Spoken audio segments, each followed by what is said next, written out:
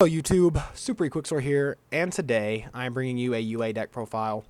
Unfortunately it is on YGO only because I do not have any of the Crossover Souls cards yet, because I haven't got around to buying them, and I will, and I'll bring you guys an opening of that as soon as I get a box.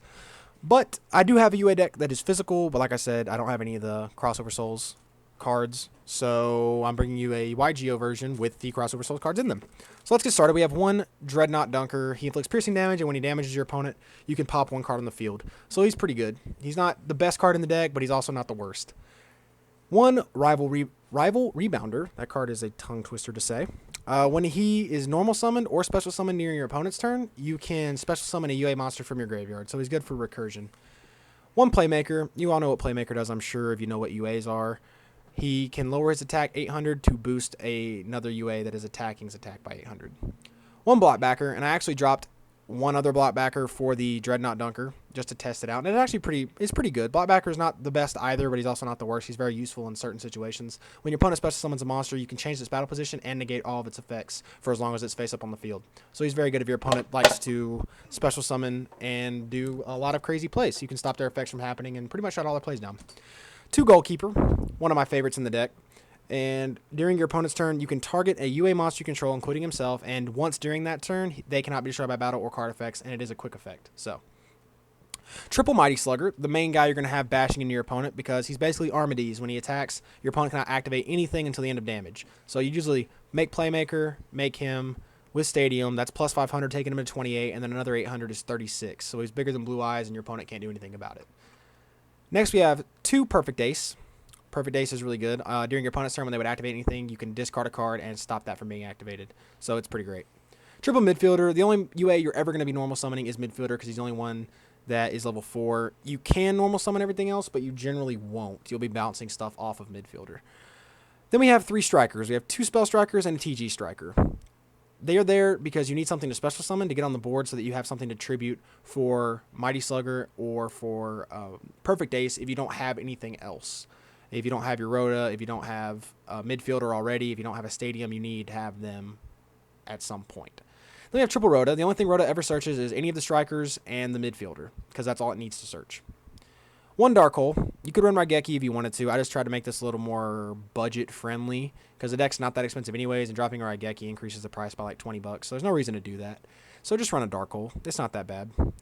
2 Feast of the Wild level 5s that let you special summon up to 2 level 5 warrior type monsters from your hand or graveyard to the field, except their effects are negated and they cannot attack, which isn't a big deal because you can feast, throw Slugger on the board, bounce Slugger back to your hand off of midfielder, and then bounce midfielder back, put Slugger back. Now Slugger's all good to go. So it's very fun. 2 Terraforming because you have to see Stadium at some point. Like, the deck does not operate without Stadium. So basically, double Terraforming, 3 Stadium is like running 5 Stadium because you have to have it for the deck to operate efficiently. Double MST. I dropped one MST for a signing deal to see how that would go, and it's actually pretty well. And I also forgot to mention that I dropped a Neospatian Grand Mole for the Rival Rebounder. I was running Grand Mole because it was Earth, and you could run Giant Rats and stuff and get searches off that way. But yeah, I dropped it for the Rival Rebounder. Like I said, double MST, dropped one for the signing deal. Double MST gets the job done, though. It's not that big a deal. Triple Monarch Stormforth because you basically have to have it. The deck is very inconsistent without it, and it's a good board clearance. If your opponent only has one thing, you contribute the one thing they have, summon your guy, attack for game. It's great. 2 UA Power Jersey, and UA Power Jersey a lot of people don't like very much, but I really, really enjoy UA Power Jersey. It actually got me out of a clinch really, really well. I top decked it. I was at 1500. My opponent was at like 48, I think. Top decked it, put it on Slugger. My monster was dealing double damage, so I attacked one monster, dealt 48, and attacked another monster and dealt 36 and won the game in 2 attacks on one turn off a top deck UA Power Jersey. UA Power Jersey is ridiculous. And then 2 more of the new card, UA Signing Deal. I'm not a humongous fan of this card, but it does help with consistency issues. You do take damage off of it, and it does basically the same thing as Feast of the Wild level 5. It negates their effects, but that's not a huge deal because they can still attack, and you can bounce them, bring them back. You do take 300 damage times the level of the monster you special summoned.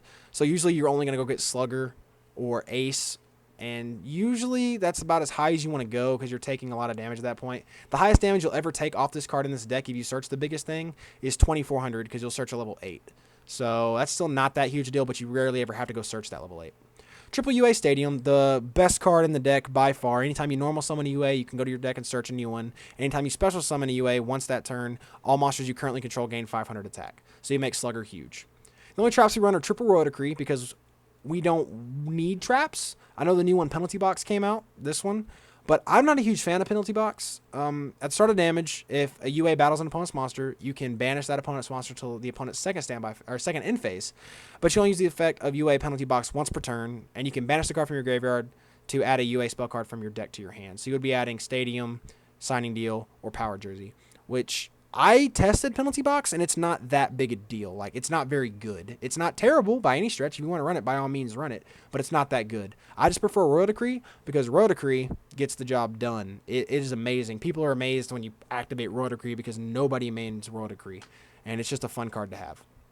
And then for the extra deck, this is just here. You just said it's 9 cards. You're never going to make anything ever because all your cards already do what they need to do and you're constantly bouncing them back and forth anyways. You'll never use your extra deck. So put whatever rank 4s you want in there, whatever rank 5s, whatever rank 6s, 7s, and 8s you want. It can make them all. You'll never do it, but it can make them all. So run what you want to run. And these are the cards I cut earlier. I cut a Power Jersey for a Signing Deal, an MST for the other Signing Deal, a Block Backer for the Dreadnought Dunker, and Neospatian Grand Mole for the Rebounder. So if you guys want to put that version of that together, that's what I took out.